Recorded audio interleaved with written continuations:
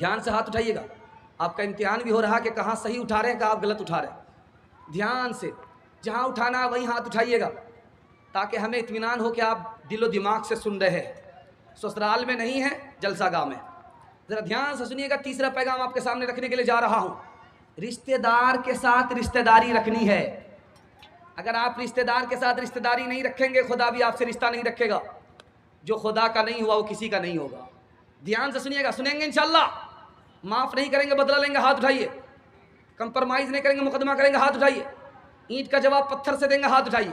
ये देखिए, सब में आप हाथ उठा रहे हैं। कन्या के भी मामू हैं, दूल्हा के भी मामू, हर एक में आप हाथ उठा रहे हैं। ज़रा ध्यान से सुनिएगा, मैं आपको सुनाने के लिए जा रहा हूँ। रिश्तेदार के साथ रिश्तेदारी रखिए, भाई के साथ रिश्तेदारी रखिए, बहन के साथ रिश्तेदारी रखिए, पड़ोसी के साथ रिश्तेदारी रखिए, माँ बाप के साथ रिश्तेदारी रखिए। रिश्तेदारी का खून मत कीजिए, वरना खुदा आपसे रिश्ता नहीं रखेगा, खुदा से रिश्ता ही ख़त्म हो जाएगा। मिसाल दे रहा हूँ, ध्यान से सुनिएगा। जवान लड़का आगे जा रहा है, पीछे बूढ़ा चल रहा है। अल्लाह के रसूल ने रोका, ए जवान ये बताओ तुम्हारे पीछे ये बूढ़ा कौन है, तुम किसके आगे चल रहे हो? तो जवान ने कहा ये मेरा बाप है।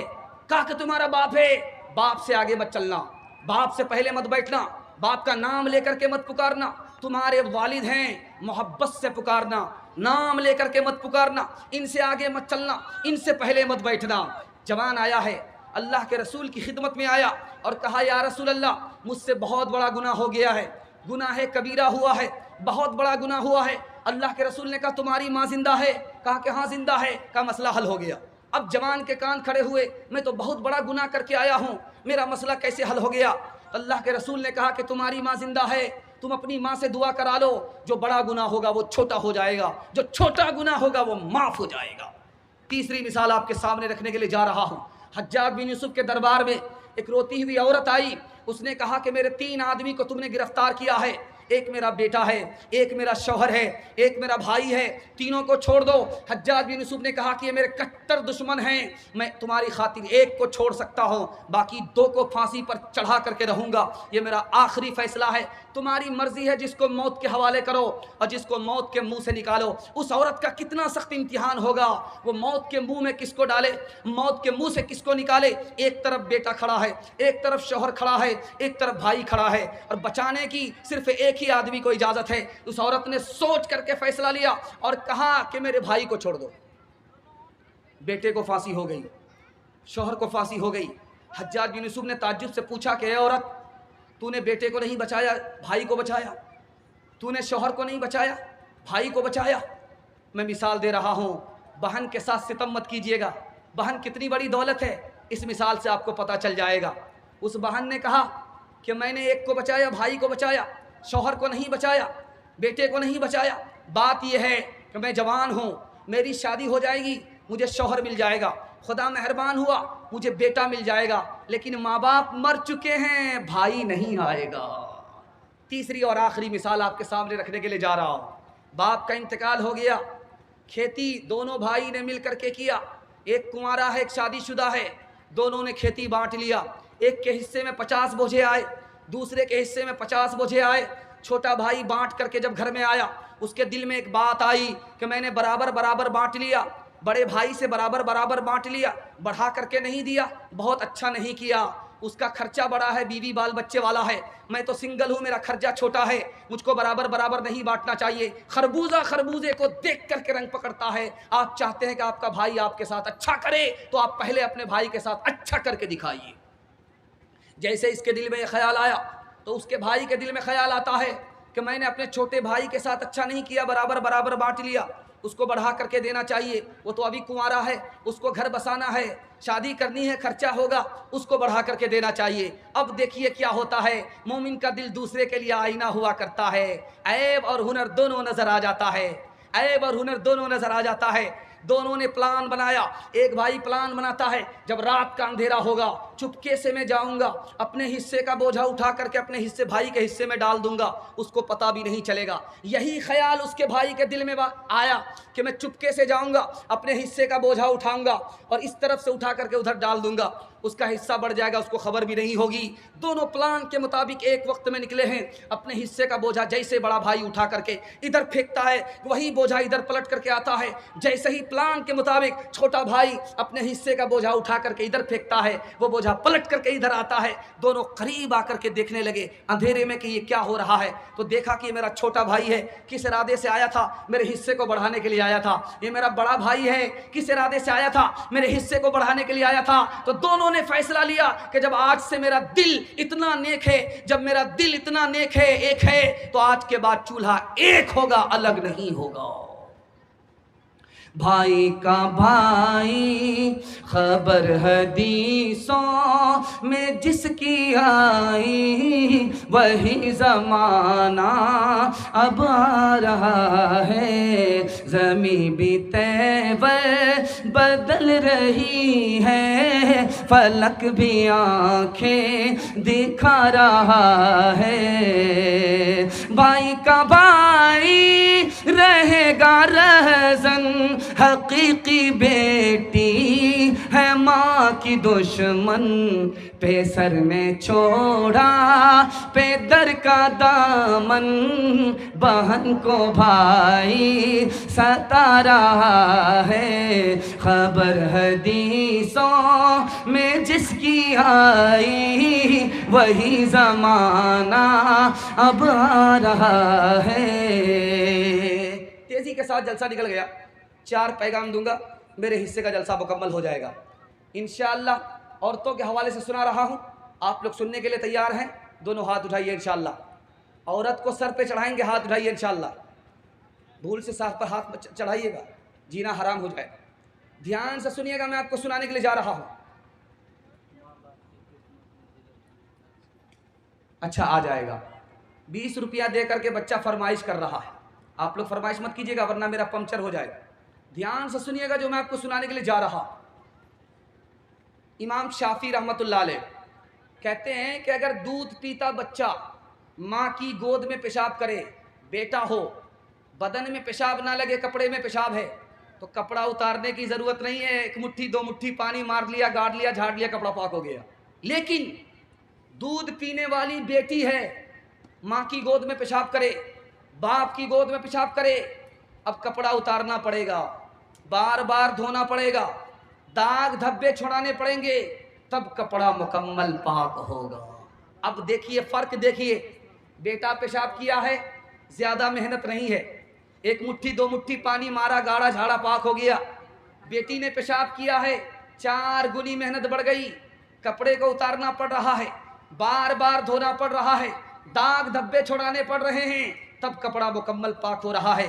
पालन हक्कानी ने यहाँ से नुक्ता निकाला कि लोगों, बेटा को पेशाब करने में ज़्यादा, पाक करने में ज़्यादा मेहनत नहीं है, बेटी के पेशाब को पाक करने में ज़्यादा मेहनत है। उसी तरह बेटे की तालीम पर ज़्यादा मेहनत नहीं है, बेटी की तालीम पर ज़्यादा मेहनत है। क्योंकि बेटी 4 मंजिल में पहुंचती है। पहली मंजिल में वो बेटी है, दूसरी मंजिल में वो बीवी है, तीसरी मंजिल में वो माँ है, चौथी मंजिल में वो सास है। जब आप बेटे से ज़्यादा बेटी को तालीम देंगे, अच्छी बेटी होगी। जो बेटी अच्छी होगी वही आगे चल कर के अच्छी बीवी बनेगी। जो अच्छी बीवी होगी वही आगे चल कर के अच्छी माँ बनेगी। जो अच्छी माँ होगी वही आगे चल कर के अच्छी सास होगी। मर्द पढ़ता है, फर्द पढ़ता है, औरत पढ़ती है, ख़ानदान पढ़ा करता है। आपको सुनकर के हैरत होगी, 700 साल के बाद मुसलमानों पर हमला हुआ। उस हमले का नाम है तातारी हमला। 3 करोड़ मुसलमानों को कत्ल कर दिया गया।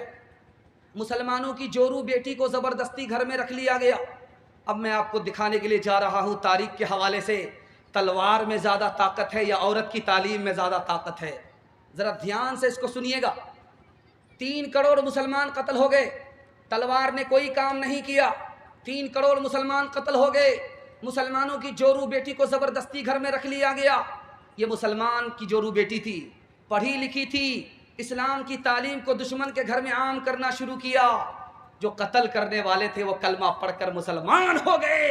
इंसाफ से बताइए कि तलवार से ज़्यादा औरत की तालीम में ताकत है कि नहीं है?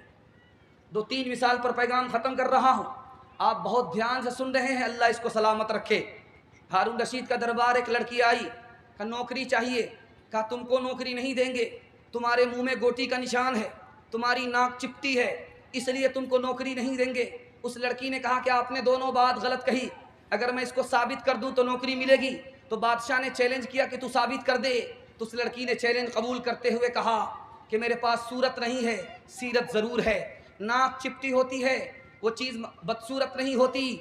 हिरन की नाक चिपटी होती है, हिरन कितना खूबसूरत होता है, वो जानवर होकर के खूबसूरत हो सकता, तो हम इंसान होकर के खूबसूरत क्यों नहीं हो सकते। दूसरी मिसाल दिया उस लड़की ने कि आपने कहा कि मेरे मुंह में गोटी का निशान है, तुम बदसूरत हो, तुमको नौकरी नहीं दे सकते। लेकिन आप सर पर आसमान की तरफ उठा करके देखिए, चांद के मुंह में गोटी का निशान है। जब चांद खूबसूरत हो सकता है तो हम इंसान खूबसूरत क्यों नहीं हो सकते। बादशाह को उसके इल्म का लोहा मानना पड़ गया।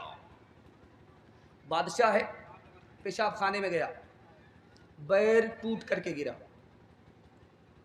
पीला पीला बैर था, बिल्कुल टस टस पका हुआ था। बादशाह के मुंह में पानी आ गया। वो चारों तरफ देख रहा, कोई देख तो नहीं रहा। चुपके से बैर उठाया, धो करके मुंह में रख लिया। रात में मुशायरा चल रहा, एक लड़की ने शेर पढ़ दिया, राजा जी मैं तो कह दूंगी। बादशाह के कान खड़े हो गए। नालायक लड़की खड़ी खड़ी कहाँ देख रही थी, अगर आज इसने कह दिया तो इज्जत का जनाजा निकल जाए। तो बादशाह ने सोचा कि इसका मुंह मारना पड़ेगा पैसे से। चुपके से पैसा हाथ में लेकर के बादशाह ने कहा, कहेगी कैसे कहेगी कैसे कहेगी कैसे कहेगी कैसे, ये इनाम तो ले ले राजा जी मैं तो कह दूंगी। बादशाह इनाम दे रहा, लड़की बार बार उसी मिसरे को दाग रही। बादशाह इनाम दे रहा, बार बार लड़की उसी मिसरे को दाग रही है। इस ख्याल से कि बादशाह को ये मिसरा बड़ा पसंद आ गया। और बादशाह सोच रहा है कि 1500 में मान जाएगी, इधर खजाना खाली हो रहा है। तो खिसियानी बिल्ली खंबा नोचे। बादशाह ने खिसिया करके कहा कि तेरा पेट है कि इंडिया गेट है, इतना पैसा दे दिया, खजाना खाली हो रहा, फिर भी चुप होने के लिए तैयार नहीं। क्या कहेगी, बार बार धमकी दे रही है। यही न कहेगी, पेशाब खाने में बैठा था, बैर गिरा था, बड़ा प्यारा था, टस टस था, मुंह में पानी आ गया, धो करके खा लिया। कह दे क्या कहेगी। उसने सूरत चंद रोजा, उसने सीरत मुस्तकिल, इससे खुश होती हैं आँखें, उससे खुश होता है दिल। तालीम औरतों को भी देनी ज़रूर है, लड़की जो बेपढ़ी हो तो वो बेशूर है। उसने मुआशरत में सरासर फुतूर है, और इसमें वालिदैन का बेशक कसूर है।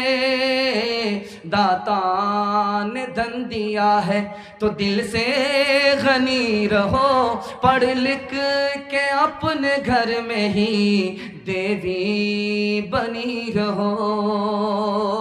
आखिरी पैगाम औरतों के हवाले से सुना रहा हूँ। इंशाअल्लाह हमारा जवान सुनने के लिए तैयार है, दोनों हाथ उठा दीजिए इंशाअल्लाह। बूढ़े लोग गलती से हाथ मत उठाइएगा, आप लोग दोबारा जवान होने वाले नहीं हैं। 100 मरतबा भी दुआ होगी तब भी जवान नहीं होंगे। हाँ इंशाअल्लाह जन्नत में जवान होंगे। औरतों के हवाले से सुना रहा हूँ, इसको ध्यान से सुनिएगा। अल्लाह करे कि यह पैगाम कबूल हो जाए। जवानों के नाम आ रहा है। अल्लाह के रसूल की खिदमत में एक फातिमा आई, एतराज़ किया, या रसूल अल्लाह आपने मेरा निकाह किससे किया? अली से किया। अली की तो आँख कमज़ोर है, कैसे मेरा निकाह उनसे कर दिया? अल्लाह के रसूल का कितना प्यारा जवाब है, मैं आपको सुना रहा हूँ। फातिमा, मैंने अली से तुम्हारा निकाह किया है। मेरे ख़ानदान में सबसे पहले इस्लाम लाने वाला अली था, उनसे तुम्हारा निकाह किया है। मेरे ख़ानदान में मेरे बाद सबसे ज़्यादा इल्म अली के पास था, उनसे तुम्हारा निकाह किया है। मेरे ख़ानदान में मेरे बाद सबसे ज़्यादा अखलाक वाला अली था, उनसे तुम्हारा निकाह किया है। बेटी सीरत को देखना, सूरत को मत देखना। बेटी खफा होकर के आ गई, अली से खफा होकर के आ गई। अल्लाह के रसूल ने फातिमा से कहा कि फातिमा किससे खफा होकर के आई हो? कहा कि अली से। तो अली से खफा होकर के आई। आज तो दरवाज़ा खुला मिला, कल अगर खफा होकर के आई तो दरवाज़ा बंद तो मिलेगा, खुल नहीं सकता। मैं तुम्हारा बाप ज़रूर हूँ, लेकिन अली तुम्हारे शौहर हैं, उनकी इजाज़त के बगैर मेरे घर में कदम मत रखना। वरना दरवाज़ा बंद तो मिलेगा, खुल नहीं सकता। दूसरी नसीहत फरमाई कि बेटी अली तुम्हारे शौहर हैं, अली को नाराज़ मत करना। अगर अली को तुमने नाराज़ किया, माफ़ी नहीं मांगी, इस हाल में तुम्हारा इंतकाल हो गया, बेटी मैं ज़िंदा रहा, तुम्हारी नमाज जनाजा पढ़ाऊँगा भी नहीं, पढ़ूँगा भी नहीं। माँ बेटी दोनों की उम्र बराबर है। माँ का नाम आयशा है, बेटी का नाम फ़ातिमा है। माँ का नाम आयशा है, बेटी का नाम फ़ातिमा है, दोनों की उम्र बराबर है। माँ सौतेली है, बेटी सौतेली है, लेकिन सौतेला सलूक नहीं है, सहेली जैसा सलूक है। दिल की बात माँ भी कह देती है बेटी से, और माँ भी दिल की बात बेटी से कह देती है। माँ की मजलिस में बेटी मुस्कुराती है, आयशा मुस्कुराती है तो फ़ातिमा मुस्कुराती है। तो आयशा ने पूछा कि बेटी क्यों मुस्कुराती हो, क्यों हंसती हो? तो फ़ातिमा ने कहा कि ख्याल आया। कहा क्या ख्याल आया? ये ख्याल आया कि आप तो अबू बकर की बेटी हो, मैं तो रसूलुल्लाह की बेटी हूँ। समझ में आ गया कि बेटी को फ़ख्र हो रहा है, अदब भी देना है, हौसला भी देना है। आयशा ने कहा कि बेटी तुमने सच कहा, उसी नबी के सदक़े में हमें इस्लाम मिला, उसी नबी के सदक़े में हमें कुरान मिला, उसी नबी के सदक़े में हमें दीन मिला। लेकिन बेटी मुझे भी हंसी आ रही है। अब बेटी के कान खड़े हुए कि माँ को किस बात पर हंसी आ रही है। कहा कि बेटी तू भी इंतकाल करेगी, कब्र में पहुँचेगी, मैं भी इंतकाल करूँगी, कब्र में पहुँचूँगी। जब क़यामत कायम होगी, कब्र से तू भी निकलेगी, मैं भी निकलूँगी। बेटी जब अल्लाह के यहाँ फ़ैसला तुम्हारे हक़ में होगा, हमारे हक़ में होगा, तो मैं भी जन्नत में जाऊँगी, तुम भी जन्नत में जाओगी। लेकिन बेटी मुझे हंसी इस बात पर आ रही है कि जब तू जन्नत में जाएगी तो तेरे हाथ में अली का हाथ होगा, बेटी जब मैं जन्नत में जाऊँगी तो मेरे हाथ में रसूलुल्लाह का हाथ होगा। जिस पे बांधा था खुदा के दुश्मनों ने इत्तिहाम, आज तक इंसान शर्मिंदा है उस इल्ज़ाम पर। हो मेरे माँ बाप कुर्बान उस मुक़द्दस नाम पर, हो मेरे माँ बाप कुर्बान उस मुक़द्दस नाम पर, हो मेरे माँ बाप कुर्बान उस मुक़द्दस नाम पर, हो मेरे माँ बाप कुर्बान उस मुक़द्दस नाम पर। आयशा के सैकड़ों एहसान है इस्लाम पर, आयशा के सैकड़ों एहसान है इस्लाम पर। शादी का मौका है, रुखसती होने जा रही है, सब लोग रो रहे हैं मगर एक आदमी हंस रहा है। छोटा बच्चा बाप से पूछता है, अब्बा रुखसती हो रही है, लड़की रुखसत हो रही है, नानी दादी नाना दादा सब रो रहे हैं, लेकिन एक आदमी हंस रहा है। तो बाप ने हैरत से पूछा कौन हंस रहा है? कहा ये दूल्हा बाबू हंस रहे। कहा कि अच्छा दूल्हा बाबू हंस रहे। कहा कि बेटा घबराओ नहीं, आज तो रुखसती है, हम लोग रो रहे हैं, जिंदगी भर इसी दूल्हा को रोना पड़ेगा, इसलिए यह हंस रहा। दूसरी मिसाल आपके सामने लेकर के आ रहा। दूल्हा की नीयत खराब हो गई, दूसरी शादी का इरादा हो गया, नया कपड़ा नया जूता इतर लगा करके जुमा पढ़ने के लिए जा रहा है। बीवी को धोखा दे रहा है, हम जुमा पढ़ने के लिए जा रहे हैं। जा रहा था निकाह पढ़ने के लिए, बीवी को पता चल गया। तो बीवी ने कहा कहाँ जा रहे हो? कहा जुमा पढ़ने के लिए जा रहे हैं। कहा जुमा पढ़ने के लिए वाकई जा रहे हो? तो अच्छा एक गिलास पानी पी लो। पानी पीना ही था कि 3 दिन के लिए सो गया। सीधे इतवार में उठा, अब फिर वजू करके निकल रहा है जुमा पढ़ने के लिए। तो बीवी ने कहा कहाँ जा रहे हो? कहा जुमा पढ़ने के लिए। कहा जुमा नहीं एतवार है। नींद की गोली घोल करके पिला दिया था, 3 दिन के बाद उठे हो, दूसरी शादी का इरादा तर्क कर दो, वरना जहर की गोली घोल करके खिला देंगे, सीधे क़यामत में उठोगे, इससे पहले उठने का नाम नहीं लो। तीसरी मिसाल आपके सामने रखने के लिए जा रहा। जलसा सुनने के लिए औरत आई, देखा दस्तारबंदी का जलसा हो रहा है, हाफिज़ कुरान को अल्लाह सर पे ताज देगा। औरत ने सुना, उसको शौक़ हो गया, बेटा तो है नहीं कि हाफिज़ बनाऊं। शौहरी से कहा कि तुम हाफिज़ बन जाओ, तुम्हारे ताज को मैं देखूंगी। कहा कि बूढ़ा तोता क्या सीखता है, इस उम्र में मैं हाफिज़ नहीं बन सकता, मेरे बाप से भी नहीं होगा। कहा कैसे होगा, मुझे पता है। औरत चालाक थी, दीनदार थी, होशियार थी। उसको सब पता था कि ये कैसे हाफिज बनेगा, हिम्मत के साथ खुदा है, हिम्मत अगर बूढ़ा करे तो वो भी हाफिज बन जाए। तो औरत ने कहा कि मैं इनाम दूंगी अगर तुम हाफिज बन जाओगे। तो शौहर ने पलट करके पूछा क्या इनाम दोगी? तो कहा कि अगर तुम हाफिज बन जाओगे तो मैं तुम्हारी दूसरी शादी करा दूंगी। अब क्या था, रात दिन मेहनत करके हाफिज कुरान हो गया।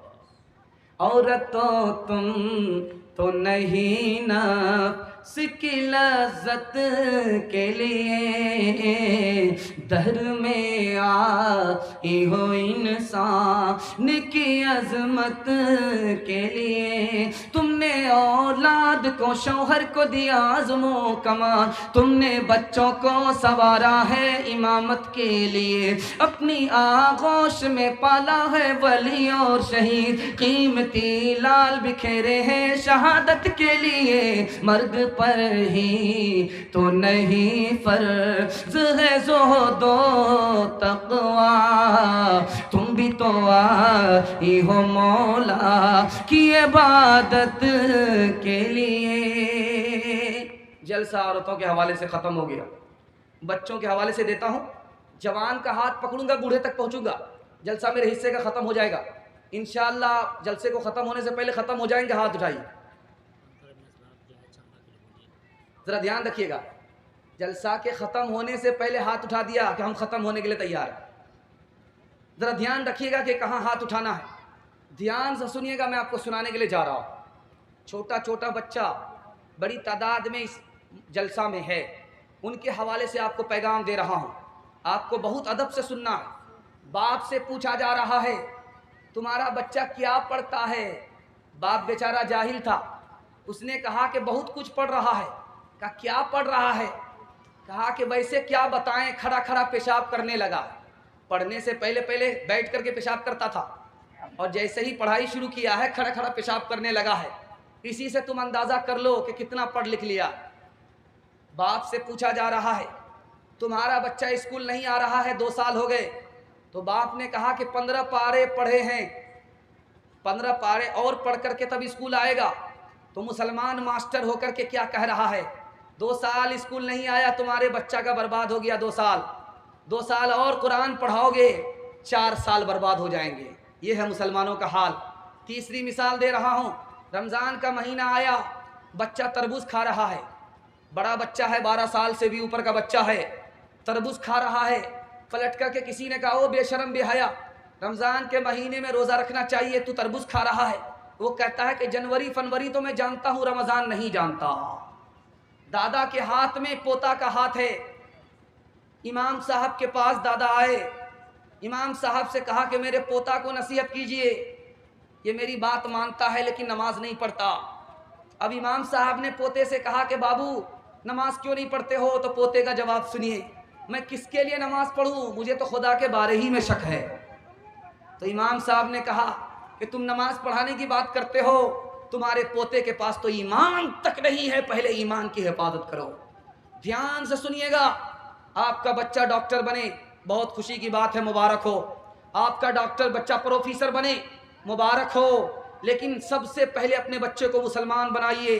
आपको सुनकर के हैरत होगी, प्रोफेसर आसिफ फैजी है, क्या कहता है कि कुरान में तलाक है मैं नहीं मानता, कुरान में निकाह है मैं नहीं मानता, कुरान में पर्दा है मैं नहीं मानता। क्यों? इसकी वजह मैं बताने के लिए जा रहा हूँ। नरगिस मुसलमान अदाकारा है, मरने से पहले वसीयत करती है कि जब मैं मर जाऊं तो मुझे जला देना, दफन मत करना। हमीद दलवाई वकील है, चीफ जस्टिस है अदालत का, मरने से पहले कहता है कि जब मैं मर जाऊं मुझे जला देना, दफन मत करना। वसीम रिजवी मुसलमान था, कहता था कि मैं मुसलमान हूं, लेकिन आगे चल करके कहता है कि जब मैं मर जाऊं तो मुझे जला देना, दफन मत करना। लोगों, मुसलमान होकर के ऐसा कुफ्र का जुमला क्यों इस्तेमाल किया? स्कूल में तालीम हुई, मदरसे की तालीम नहीं हुई। डॉक्टर प्रोफेसर तो बन गया, मुसलमान नहीं बन सका। हाथ जोड़ करके आपसे कहता हूं, आप डॉक्टर बनाइए, मैं दुआ देता हूं, आप दवा कीजिए। प्रोफेसर बनाइए, मैं दुआ करता हूं, आप दवा कीजिए। लेकिन अपने बच्चे को कुरान और उर्दू पढ़ा करके मुसलमान बनाइए, वरना बहुत ख़तरनाक होगा। आपका बच्चा नाम का मुसलमान होगा, उसके सीने से ईमान रुखसत हो चुका होगा। जैसे वसीम रिजवी, हमीद दलवाई, प्रोफेसर आसिफ फैजी, नरगिस अदाकारा। ध्यान से सुनिएगा, तो मैं 3 बात आपको बताने के लिए जा रहा हूँ। जब आपका बच्चा घर में हो तो आप मोबाइल मत देखिएगा। आप समझते कि नादान है, कुछ नहीं समझता है, वो मशीन है, उसके दिमाग में सब कुछ छप रहा है। बाप ड्राइवर, बेटा खलासी, गाड़ी का नंबर 786। आपसे ज़्यादा मोबाइल चलाना वो जानता है। लेकिन आपका बच्चा मोबाइल देख लिया, क्या होगा आप कहते हैं? क्या होगा? नादान है। आप तो नादान नहीं है। देखिए, बच्चा मोबाइल आपके हाथ में आया, बच्चे के आपका मोबाइल स्क्रीन टच मोबाइल बच्चे के हाथ में आया, क्या करामत दिखाया मोबाइल ने, मैं आपको बताने के लिए जा रहा हूँ। उसका दिमाग साफ नहीं होगा, उसका दिल पाक नहीं होगा। जब दिमाग साफ नहीं होगा, दिल पाक नहीं होगा, तो पढ़ लिख करके कहाँ से देगा? तरक्की नहीं करेगा। दिमाग में रखिए इसको। बच्चा जब घर में रहे मोबाइल मत देखिएगा। बच्चा घर छोड़ करके चला जाए तब मोबाइल देखिएगा। बच्चा मोबाइल पकड़ता है, आप मोबाइल छोड़ दीजिए, आपका बच्चा मोबाइल छोड़ देगा। जब तक नहीं छोड़ेगा तरक्की नहीं करेगा। दूसरी बात को याद रखिए, बच्चा जब घर में मौजूद रहे तो आप मियाँ बीवी झगड़ा मत कीजिएगा। ध्यान से सुनिए मेरी बात को, लम्हे भर की खता होती है, जिंदगी भर की सजा होती है। जब बच्चा आपका घर में मौजूद है, झगड़ा मियाँ बीवी मत कीजिएगा। बच्चा घर से निकल जाए, जो झगड़ा करना है करते रहिए, लेकिन जब बच्चा घर में मौजूद हो झगड़ा मत कीजिएगा। अगर बच्चे की मौजूदगी में मियाँ बीवी झगड़ा करेंगे तो बच्चा अपनी निगाह से दोनों को गिरा देगा। जवानी में इज्जत नहीं देगा, बुढ़ापे में कदर नहीं करेगा। तीसरी बात सुनाने के लिए जा रहा हूँ, ध्यान से सुनिएगा।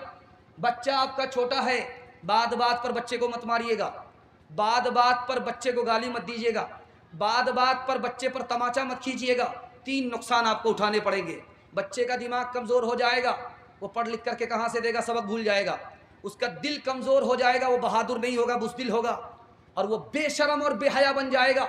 जब वो बेशरम बेहया होगा तो अच्छा इंसान भी नहीं बन सकता, अच्छा मुसलमान भी नहीं बन सकता। अब एक बात आपको बता करके बच्चों के पैगाम को ख़त्म कर रहा हूँ। इंशाअल्लाह यहाँ से लेकर के वहाँ तक सुनेंगे, हाथ उठाइए। हमारे जवान 20 साल के बाद शादी करेंगे, हाथ उठाइए। भूल से हाथ मत उठाइएगा। 20 साल के बाद आप शादी करेंगे तो बूढ़े हो जाएंगे, कौन आपको बेटी देगा? ज़रा ध्यान से सुनिएगा। आप अपने बच्चे को स्कूल में भी पढ़ाना चाहते हैं, मास्टर बनाना चाहते हैं, हाफिज़ बनाना चाहते हैं, मैं रास्ता बता रहा हूँ, आप तजर्बा करके देख लीजिए। आपका बच्चा मास्टर भी बनेगा, हाफिज़ भी बनेगा। बिल्कुल आसान तरीका है, मैं आपको बता रहा हूँ।